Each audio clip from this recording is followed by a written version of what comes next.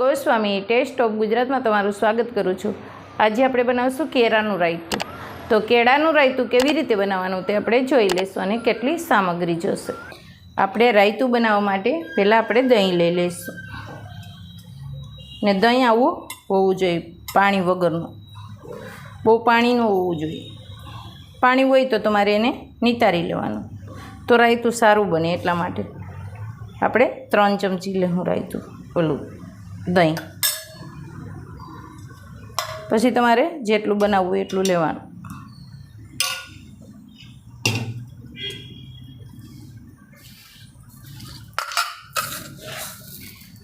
એમાં આપણે 1.5 ચમચી ખાંડ લઈશું,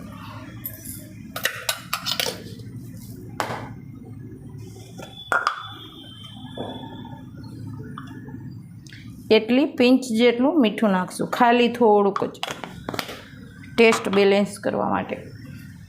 હવે આને આપણે મસ્ત ફેટી લઈશું।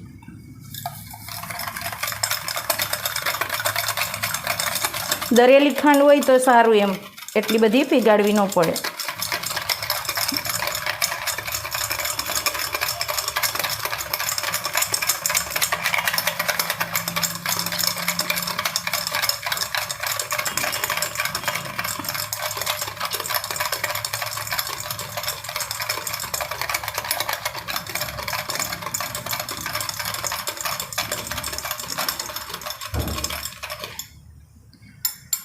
ખાંડ આપણી પીગળી ગઈ છે ને દહીંને આપણે ફેટી લીધું મસ્ત।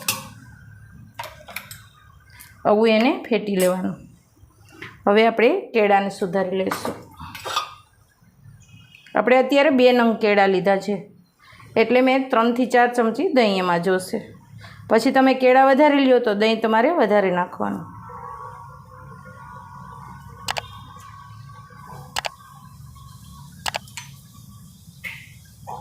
કેળાને આમ વચ્ચેથી ભાગ કરીને પછી સુધારવાના, આવા નાના નાના।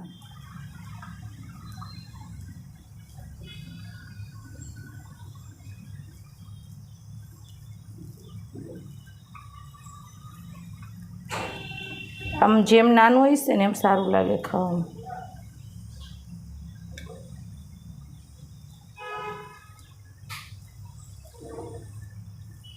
ઉનાળામાં રાયતું બહુ સારું એમ। કેળા આપણે સુધારી લીધા છે, હવે આપણે આમાં નાખી દઈશું।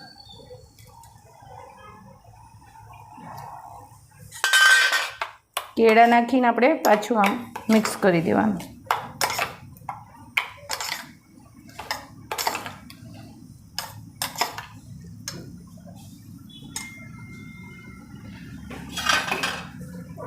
હવે એમાં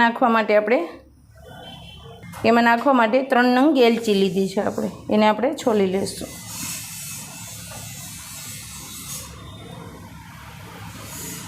તમારી પાસે તૈયાર પાવડર હોય તો એ પણ તમે અડધી ચમચી નાખી શકો।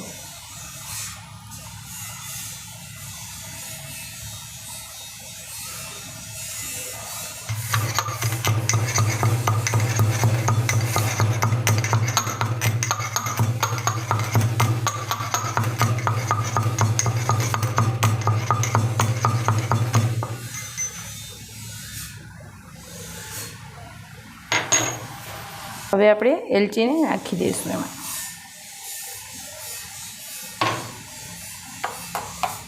આપણે મિક્સ કરી લેવાનું। આમ ચપટી ભરીને લાલ મરચું પાવડર નાખશું, જરાક જ। તો તૈયાર છે આપણું કેળાનું રાયતું। જો તમને મારી રેસીપી સારી લાગે તો લાઈક કરજો, શેર કરજો અને સબસ્ક્રાઈબ કરતા રહેજો। બેલ આઇકન દબાવીને રાખજો તો તમને આગળના વિડીયો મારા મળતા રહે।